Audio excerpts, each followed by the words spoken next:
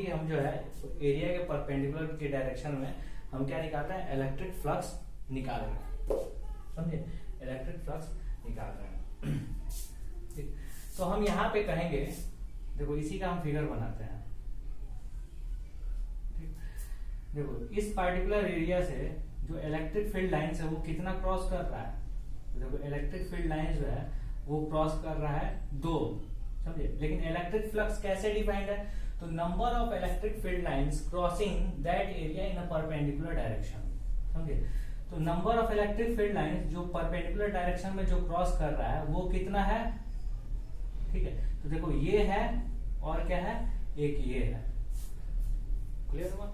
जो electric flux defined है वो कैसे है, तो electric flux through a area is defined as the number of electric field lines, ठीक है, crossing that area in a perpendicular direction. तो number of electric field lines crossing this area in a perpendicular direction कितना है, 2 है ना, समझे। और number क्या होता है हमारा, एक स्केलर क्वांटिटी होता है, और नंबर हमारा स्केलर क्वांटिटी होता है, तो हमारा इलेक्ट्रिक फ्लक्स क्या है, लगभग उसी चीज को हम कह रहे हैं ना। तो इलेक्ट्रिक फ्लक्स हमारे क्या है, स्केलर क्वांटिटी है। तो उसको हम कैसे कैलकुलेट करते हैं, तो E डॉट ए लेते हैं। अब देखो यही हमारा मैथमेटिकल फॉर्म में कास्ट करना हुआ, समझे, मैथमेटिकल फॉर्म में कास्ट करना हुआ। तो ये क्या हुआ, E डॉट ए, यानी कि हम देखो ऐसे भी लिख सकते हैं, यानी कि एरिया एलिमेंट है, ठीक है, और उसमें number of electric field line जो परपेंडिकुलर है, जो क्रॉस कर रहा है वो कौन सा है, तो देखो E cos theta, E cos theta, यही हमारा क्रॉस कर रहा है ना, यानी E cos थीटा वाला जो हमारा जो इलेक्ट्रिक फील्ड लाइन है वही हमारा क्या है, परपेंडिकुलर डायरेक्शन में क्रॉस कर रहा है, समझे कि नहीं।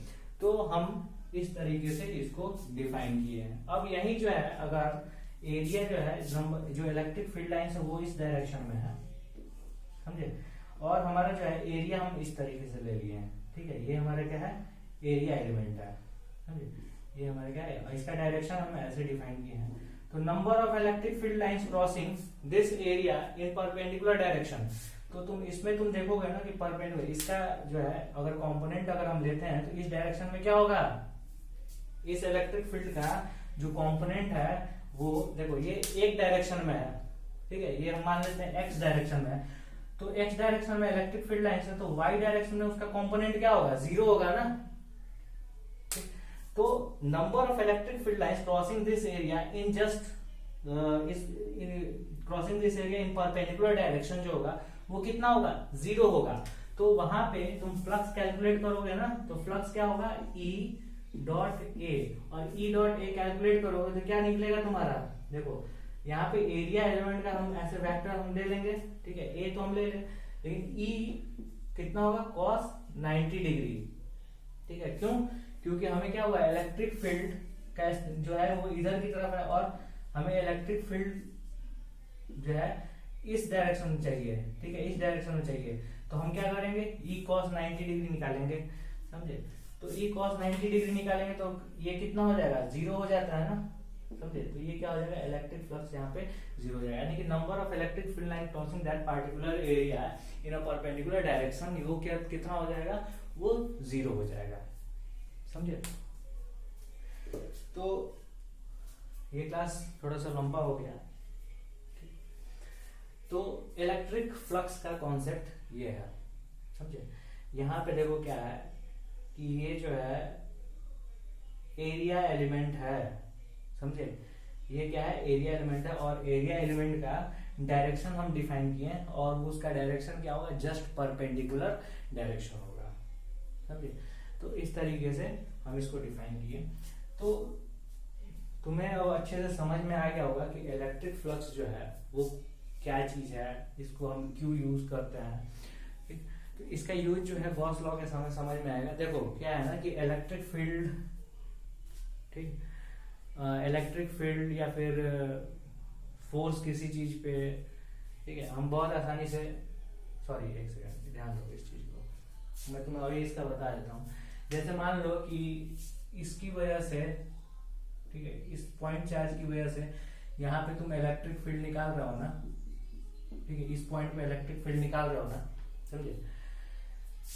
फिर क्या हुआ, तो एक पॉइंट चार्ज की वजह से इस पॉइंट पे इलेक्ट्रिक फील्ड निकाल रहे हो, 10 पॉइंट चार्ज की वजह से, ठीक है, ढेर सारा पॉइंट चार्ज की वजह से इस पॉइंट पे इलेक्ट्रिक फील्ड तुम निकाल रहे हो, ठीक है, और निकालने के लिए क्या कर रहे हो, कूलॉम लॉ और सुपरपोजिशन प्रिंसिपल का यूज कर रहे हो, समझे।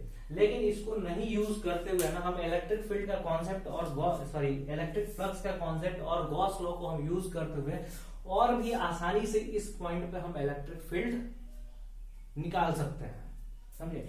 इसका यूज यहीं पे है, समझ में आया कि इलेक्ट्रिक फ्लक्स जो है हम क्यों पढ़ रहे हैं, कि इलेक्ट्रिक फ्लक्स हम पढ़ रहे हैं कि गॉस लॉ को यूज करके और इलेक्ट्रिक फ्लक्स का कॉन्सेप्ट यूज करके हम, ठीक, हम कूलॉम्स लॉ से बच के और सुपरपोजिशन प्रिंसिपल से बच के और इंटीग्रेशन से बच के, ठीक है, हम आसानी से इस पॉइंट पे इस सारे चार्ज के चलते जो इलेक्ट्रिक फील्ड है ना वो हम निकाल सकते हैं। तो इसी वजह से जो फ्लक्स है ना, इलेक्ट्रिक फ्लक्स जो है वो डिफाइन किया गया, ठीक है। बाकी का हम जो है वो अगले क्लास में पढ़ेंगे।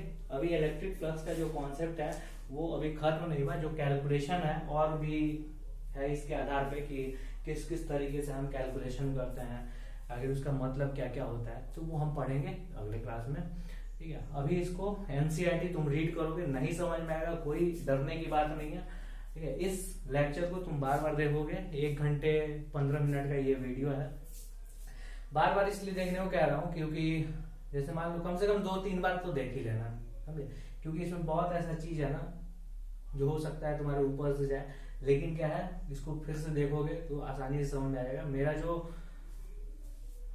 मेरी जो कोशिश रही है वो रही है कि एकदम बेसिक लेवल से बताएं कि इलेक्ट्रिक फ्लक्स आखिर होता क्या है, वो मैं तुम्हें समझा दूं, ये मेरा काम था। और क्यों इस क्वांटिटी को लाया गया, इसको हम समझाने के लिए इतना टाइम लिए हैं, नहीं तो आसानी से फॉर्मूला लिखाते और डायरेक्ट तुमको बताते कि ये इलेक्ट्रिक फ्लक्स होता है, ऐसे कर लो वैसे कर लो, मजा नहीं आता उसमें, ठीक है। तो आगे के लेक्चर में हम पढ़ेंगे इसके आगे।